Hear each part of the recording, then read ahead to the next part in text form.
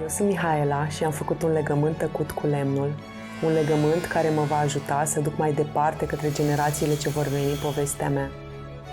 Nu trece măcar o zi fără să dăruiesc lemnului pe care îl salvez de cele mai multe ori de prin locuri vechi, deseori abandonate sau uitate de timp noi și noi întrebuințări. Am învățat de-a lungul vremurilor că totul se poate transforma și poate căpăta sensuri sau utilizări inedite. Alături de mine, cu admirație și curiozitate, mă privește fiica mea, care îmi doresc să-i sădesc nu doar pasiunea pentru lucratul cu lemnul, ci mai degrabă ideea de libertate în exprimarea unei pasiuni. Această moștenire ține mai mult de educație prin conștientizarea că fiecare obiect vechi poate străluci dacă îl știi să-l pui într-o lumină nouă. De cele mai multe ori, tot ceea ce facem în viață este o sumă de decizii pe care le luăm într-un anumit moment. Îmi doresc ca fiica mea să știe că orice fărâmă de curaj îi va prinde bine peste ani și ani.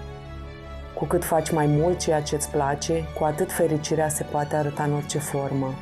Sunt Mihaela și chiar dacă lucrez într-o lume a bărbaților, pot spune că locul meu este și va fi mereu lângă lemn. Aceasta este povestea mea, povestea Udătrii, care are ca personaj principal lemnul și ca final fericit bucuria unui om de a face ce-i place cu adevărat.